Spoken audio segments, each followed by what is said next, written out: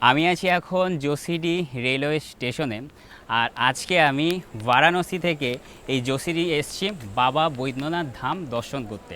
আর তোমাদের বলে দিই যে তোমরা যোশীডিতে কিভাবে আসবে। হাওড়া রেলওয়ে স্টেশন থেকে যে কোনো ট্রেন ধরে তোমরা যোশীডিতে আসবে। যোশীডি স্টেশনে নামবে, স্টেশনে নেমে তোমরা বাইরে অটো, টোটো, এমনকি প্রাইভেট ট্যাক্সিও পেয়ে যাবে বাবা বৈদ্যনাথ ধাম যাওয়ার জন্য।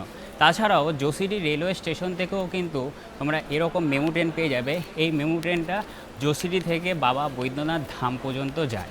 হোয়ার ইজ মাই ট্রেনে তোমরা টাইম টেবিলটা দেখে নেবে। মানে যদি এই ট্রেনে যাও তাহলে খুব কম খরচে তোমরা এই যোশীডি থেকে একেবারে বাবা বৈদ্যনাথ ধাম চলে যেতে পারবে।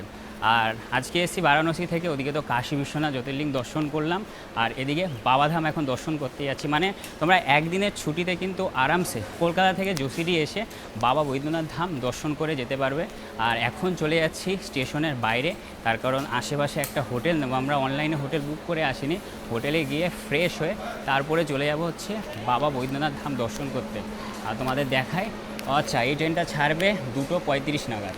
এ হচ্ছে যোশীডি রেলওয়ে স্টেশন। ভীষণ সুন্দর একটা রেলওয়ে স্টেশন। আর প্রতি বছর শ্রাবণী মেলার সময় এখানে লাখ লাখ মানুষের ভিড় হয় বাবা বৈদ্যনাথ ধামে জল ঢালার জন্য। প্রচুর প্রচুর মানুষ আসে।